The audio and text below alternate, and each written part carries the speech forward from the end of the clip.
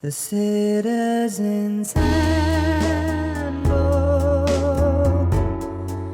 The Citizen's Handbook.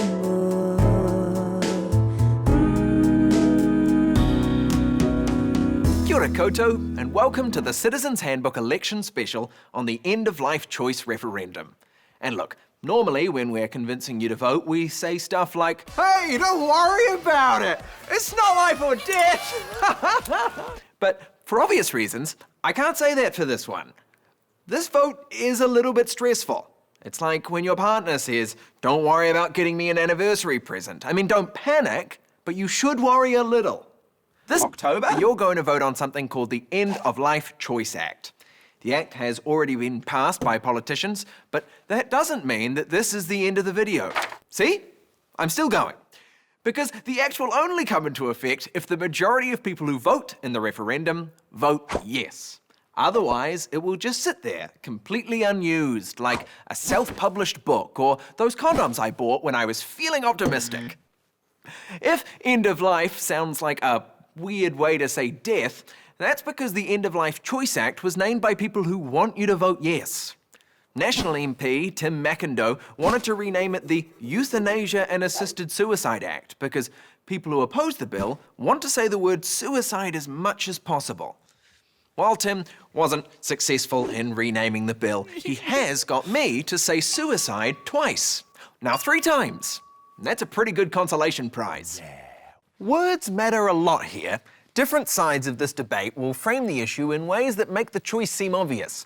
But if it doesn't seem obvious to you, don't worry, you're not alone. Humanity has had hundreds of thousands of years to come to a consensus on the meaning of life and death, and we still haven't cracked it. In the meantime, we're going to use the phrase assisted dying because it isn't too emotive and it acknowledges that someone is dying sooner than they otherwise would. Here at the Citizen's Handbook, we really are doing our best to call a spade and not a huge spoon. So, at this referendum, you'll be voting on whether or not we should legalise assisted dying.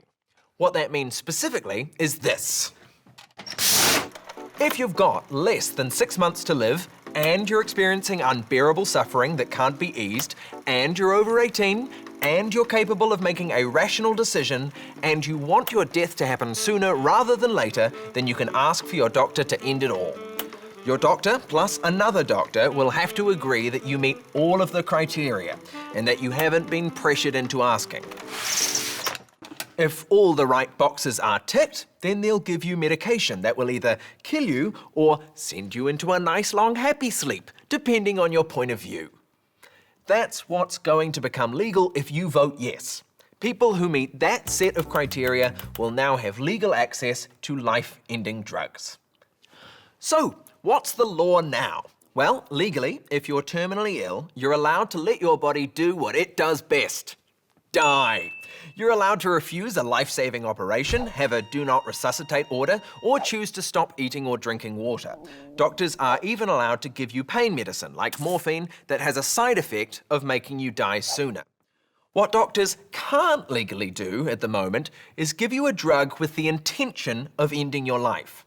It's the difference between, on the one hand, taking no action and letting a train run someone over, and on the other hand, going over to that person and giving them a lethal injection.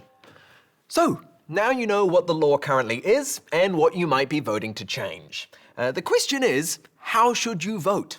Well, that's the easy bit. No, I'm kidding. It's extraordinarily difficult. People on both sides of the argument feel very strongly. If I put on my yes badge for a moment, it's easy to argue that, yes, being in pain sucks. It's no good. Have you ever stubbed your toe?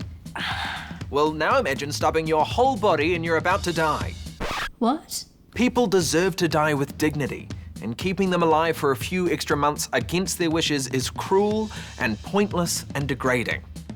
But, on the other hand, for a lot of vulnerable people, it's important that killing yourself isn't an option on the table.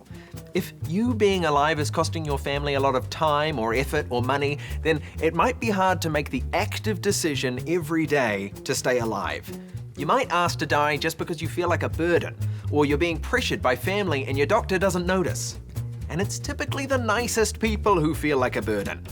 You know that person in your life who actually is a burden? They have no idea. Doctors also say that the law goes against their code of ethics. According to the law we're voting on, if a doctor conscientiously objects to euthanizing a patient, they still have to tell that patient where they can find a doctor who's okay with it. It's like saying, you don't have to slingshot a rock through Mr. Wilson's window, but if you choose not to, you will have to hand the slingshot to Dennis the Menace, and I think we all know what he's gonna do. To which you might say, okay, fine. I've got a different code of ethics, and it says the doctor's code of ethics is dumb. Sometimes doctors are wrong. My doctor said that rash would go away. Yes, sometimes doctors are wrong, which is especially concerning when they're guessing how long you have to live, because they're often wrong about that. So you might kill yourself thinking you have 6 months to live, when really you could have had years. Yes, but doctors' guesses about life expectancy are usually optimistic. If a doctor says you have 6 months to live, the sad news is it's probably less. Look, it's complicated. It's really complicated.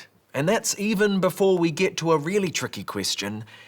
Is it ever rational to want to die? We all agree that depression is not a good enough reason to die, but this law is talking about a specific category of people who doctors agree are in unbearable pain and have less than 6 months to live. Sometimes doctors are wrong, and a patient might live on, grateful they weren't allowed to die, but should that mean that no one is allowed to end their suffering? And then there are the other reasons someone might want to die. Retirement homes are really expensive, and hospices fund themselves by literally selling second-hand tea towels. Will the option to die hide the symptoms of our broken systems and stop us from fixing them? These are really difficult questions. It's a sensitive topic that we need to be guided through in a way that makes us feel safe and secure. And there's only one person who's up to the job.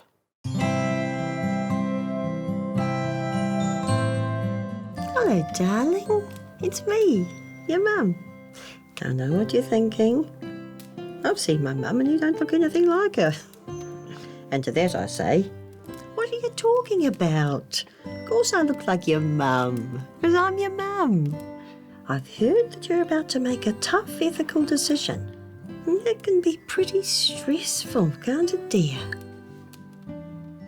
Remember on your first day at school? You were so stressed, you did a little whittle in your pants. Oh dear, shouldn't have said that. We've been through tough times before, and we'll get through this. This is a very big decision.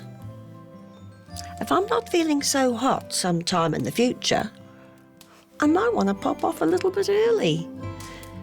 Maybe I should have that option.